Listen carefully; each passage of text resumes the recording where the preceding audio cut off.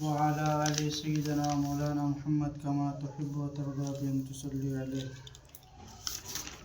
ہر جمعرات کی طرح اس جمعرات کو بھی آپ کے مسجد میں ہم سب حاضر ہیں۔ پچھلے جمعرات کو بھی ریا کے بارے میں بتایا گیا تھا، سماع کے بارے میں بتایا گیا تھا کہ یہ دونوں چیزیں کتنی بری ہیں۔ آج اسی متعلق پھر گفتگو کریں گے فقہی مسائل کے تحت۔ صحیح مسلم میں حضرت ابو ذر غفاری رضی اللہ تعالی عنہ سے مروی ہے کہ رسول اللہ صلی اللہ علیہ وآلہ وسلم سے پوچھا گیا کہ یہ فرمائیے کہ آدمی اچھا کام کرتا ہے اور لوگ اس کی تعریف کرتے ہیں، یہ ریا ہے یا نہیں؟ یعنی یہ دکھاوا ہے یا نہیں؟ تو حضور نبی کریم صلی اللہ علیہ وآلہ وسلم نے فرمایا یہ مومن کے لیے جلد یعنی دنیا میں بشارت ہے نا، دنیا میں اس کے لیے بشارت ہے کہ یہ مومن بندہ ہے جو یہ کام کر رہا ہے، یہ ریا نہیں ہے۔ ایک اور حدیث شریف ہے، ترمذی شریف کی حدیث ہے، حضرت ابو ہریرہ سے روایت ہے، کہتے ہیں کہ میں نے عرض کی یا رسول اللہ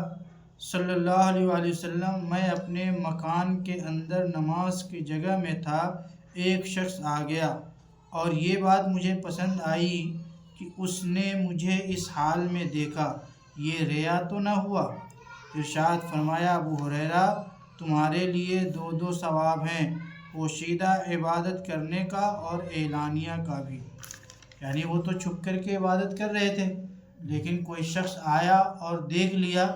تو اس کے دل میں ایک عزت بیٹھی نا، کہ گھر میں بھی انسان عبادت کرتا ہے، باہر بھی مسجدوں میں بھی جا کر کے عبادت کرتا ہے، گھر میں بھی عبادت کرتا ہے،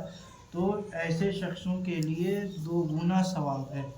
ایک تو عبادت کرنا چھپ کر کے ایک ثواب اس کا، اور دوسرا لوگ دیکھ رہے ہیں کہ یہ بندہ عبادت گزار ہے۔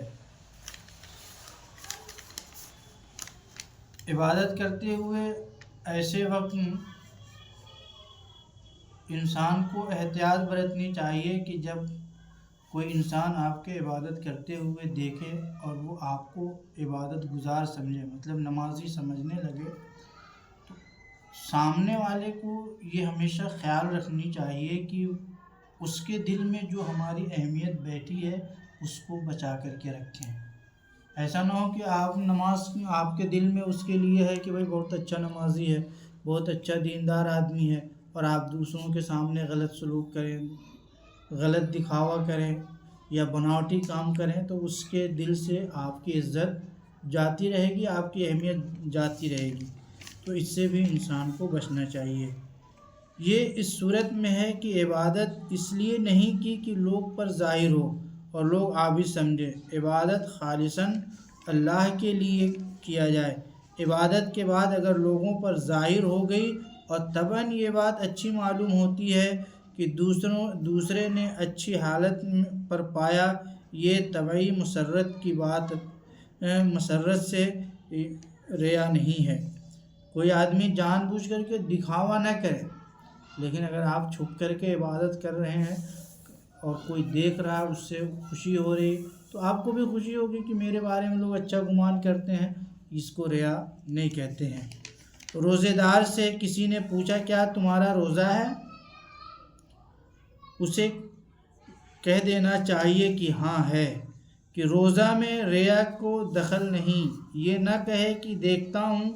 کیا ہوتا ہے، یعنی ایسے الفاظ نہ کہے جس سے معلوم ہوتا ہو کہ یہ اپنے روزے کو چھپاتا ہے۔ یہ بے وقوفی کی بات ہے کہ چھپاتا ہے، مگر اس طرح چھپاتا ہے جس سے اظہار ہو جاتا ہے۔ یہ منافقین کا طریقہ ہے کہ لوگوں کے سامنے وہ بتانا چاہتا ہے کہ اپنے عمل کو چھپاتا ہے۔ بہت سارے لوگ ہیں روزے سے ہوتے ہیں تو وہ لوگوں کو بتانے لگتے ہیں یار روزہ تو بہت لگ رہا ہے، یار روزہ تو بہت ہے، گرمی تو بہت ہے، پریشانی تو بہت ہو رہی۔ تو یہ سب کیا ہے؟ یہ سب دکھاوا ہے نا۔ لیکن اگر آپ روزے سے ہیں اور کہیں مجلس میں چلے گئے تو کسی نے پوچھا بھائی روزہ تو آپ کا نہیں ہے، تو آپ نے کہہ دیا ہاں میرا روزہ ہے، تو کم سے کم آپ یہ کہہ دیں گے تو آپ کو کھانے کے لیے نہیں پوچھے گا، پانی لا کے نہیں دے گا، چائے کے لیے نہیں پوچھے گا، پان بیڑی گٹکا کھاتے ہیں اس کے لیے نہیں پوچھے گا، وہ بھی سترک ہو جائے گا کہ ہاں بھائی ہم روزے دار آدمی ہیں۔ وہ خود بھی کھانا چاہے گا تو احتیاط برتے گا کہ ہم ان کے سامنے کوئی چیز نہ کھائیں، لیکن آپ اپنے روزے کو بھی چھپا رہے ہیں اور اس طرح چھپا رہے ہیں کہ وہ ظاہر بھی ہو جا رہا ہے، تو اس کا نام کیا ہے؟ ریا ہے، دکھاوا ہے۔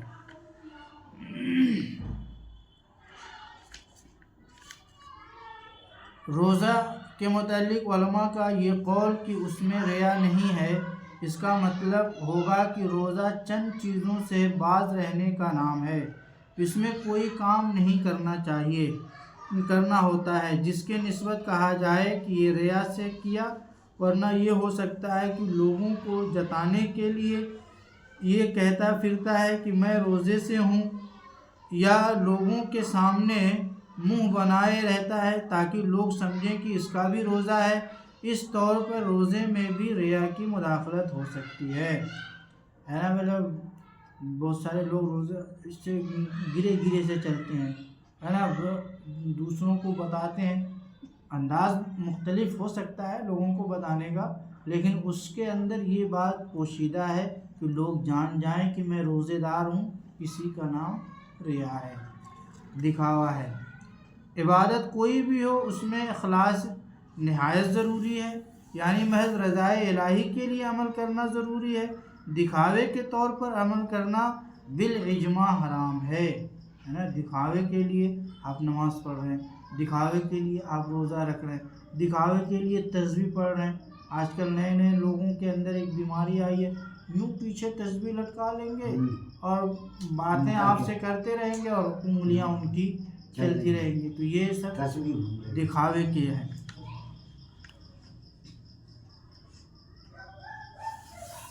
کہا اگرچہ نماز صحیح نہ ہو، دکھاوے کے طور پر عمل کرنا بالاجماع حرام ہے، بلکہ حدیث میں ریا کو شرک اصغر فرمایا گیا ہے۔ اخلاص ہی وہ چیز ہے جس پر ثواب مرتب ہوتا ہے، نہیں تو ہو سکتا ہے کہ عمل صحیح نہ ہو مگر جب اخلاص کے ساتھ کیا گیا ہو تو اس پر ثواب مرتب ہو۔ مثلا لا علمی میں کسی نے نجس پانی سے وضو کیا اور نماز پڑھ لی، اگرچہ یہ نماز نہ ہوئی، صحت کے شرط طہارت تھی وہ نہیں پائی گئی، مگر اس نے صدق نیت اور اخلاص کے ساتھ پڑھی ہے تو اس کا ثواب کا مرتکب ہے، یعنی اس نماز پر ثواب پائے گا، مگر جب کہ بعد میں معلوم ہو گیا کہ ناپاک پانی سے وضو کیا تھا تو وہ مطالبہ جو اس کے ذمے ہے ساقط نہ ہوگا، وہ بدستور قائم رہے گا، اس کو دوبارہ ادا کرنا ہوگا۔ یعنی کوئی آدمی پانی سے وضو کر رہا ہے، اس کو پتہ نہیں کہ پانی پاک ہے یا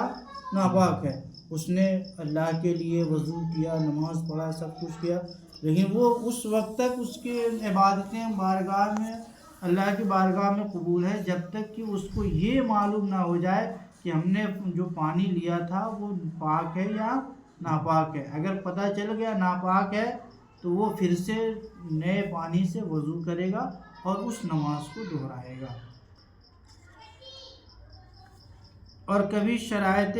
صحت پائے جائیں گے مگر ثواب نہ ملے گا، مثلا نماز پڑھی، تمام ارکان ادا کیے اور شرائط بھی پائے گئے مگر ریا کے ساتھ اس نے پڑھی، تو اگرچہ اس نماز کے صحت کا حکم دیا جائے گا مگر چونکہ اخلاص نہیں ہے تو ثواب نہیں پائے گا۔ آپ نے پاک صاف پانی سے وضو کیا، مسجد میں آئے، سب کچھ، لیکن آپ نماز اللہ کے لیے نہیں پڑھ رہے ہیں، اللہ کو راضی کرنے کے لیے نہیں پڑھ رہے ہیں، تو اس کا ثواب آپ کو نہیں ملے گا، اگرچہ آپ نے پاک پانی سے ہی وضو کیا، وہ سب آپ کے منہ پہ مار دی جائے گی۔ ریا کی دو صورتیں ہیں، کبھی تو اصل عبادت ہی ریا کے ساتھ کرتا ہے کہ مثلا لوگوں کے سامنے نماز پڑھتا ہے اور کوئی دیکھنے والا نہ ہوتا تو پڑھتا ہی نہیں، یہ ریا کامل ہے کہ ایسی عبادت کا بالکل ثواب نہیں ملتا، یعنی جب کوئی آدمی کو دیکھے گا تو نماز پڑھنے آ جائے گا اور جب کوئی نہیں ملتا ہے تو اپنے گھروں میں ہے، یا جمعے کا دن آئے گا، پہلے سب سے پہلے نہا دھو کر کے آ جائے گا، نماز پڑھنے جا رہے ہیں بھائی، نماز پڑھنے جا رہے ہیں، اور جمعہ ختم، پھر عصر مغرب عشاء باقی ایک ہفتہ اسے ٹالتا رہا، تو یہ سب مناسب نہیں۔ فرائض میں ریا کو دخل نہیں، اس کا یہ مطلب نہیں کہ فرائض میں ریا پایا ہی نہیں جاتا، اس لیے کہ جس طرح نوافل کو ریا کے ساتھ ادا کر سکتا ہے، ہو سکتا ہے کہ فرائض کو بھی ریا کے طور پر ادا کرے، بلکہ مطلب یہ ہے کہ فرض اگر ریا کے طور پر ادا کیا جب بھی اس کے ذمے سے ساقط ہو جائے گا، اگرچہ اخلاص نہ ہونے کی وجہ سے ثواب نہ ملے گا۔ اور یہ مطلب بھی ہو سکتا ہے کہ اگر کسی کو فرض ادا کرنے میں ریا کی مداخلت کا اندیشہ ہو تو اس مداخلت کو اعتبار کر کے فرض تو ترک نہ کرے بلکہ فرض ادا کرے اور ریا کو دور کرنے کی اور اخلاص حاصل کرنے کی کوشش کرے۔ اللہ رب العزت ہمیں ریا اور دکھاوے سے محفوظ رکھے، ہمارے نیک اعمال کو اپنی بارگاہ میں قبول و مقبول فرمائے، آمین۔